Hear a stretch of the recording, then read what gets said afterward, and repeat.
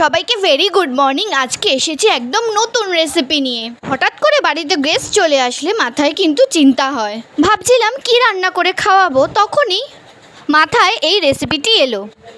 চলো তোমাদের সাথে শেয়ার করি। কয়েকটা আমুদি মাছ ভালো করে কেটে ধুয়ে নুন হলুদ মাখিয়ে একটা প্লেটে রেখে দিয়েছি। তারপর একটা গ্রাইন্ডারে কালো সর্ষে, গোটা সাদা জিরে আর কাঁচা লঙ্কা ভালো করে পেস্ট করে নিয়েছি। তারপর কড়াইয়ে সর্ষের তেল গরম করে তাতে ফোড়ন দিয়েছি শুকনো লঙ্কা আর 5 ফোড়ন। তারপর তেলের মধ্যে মাছগুলো ছেড়ে দিচ্ছি। আমরা কিন্তু মাছ ভাজবো না, প্রথমেই বলে রাখি। আর রেসিপিটার নাম কিন্তু এখন আমি বলিনি, তোমরা কিন্তু আস্তে আস্তে জানতে পারবে।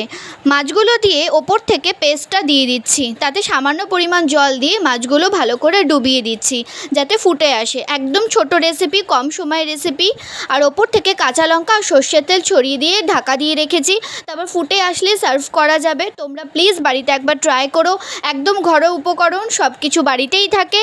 একদম সহজ রেসিপি। যারা আমার চ্যানেলে নতুন প্লিজ একটা লাইক করে দিও, সাবস্ক্রাইব করে দিও। এরকম নিত্য নতুন সহজ রেসিপি কিন্তু নতুন নতুন স্বাদের পেতে চাইলে আমাদের চ্যানেলে কিন্তু নতুন নতুন স্বাদের দেখানো হয়, কিন্তু ঘরোয়া পদ্ধতিতে।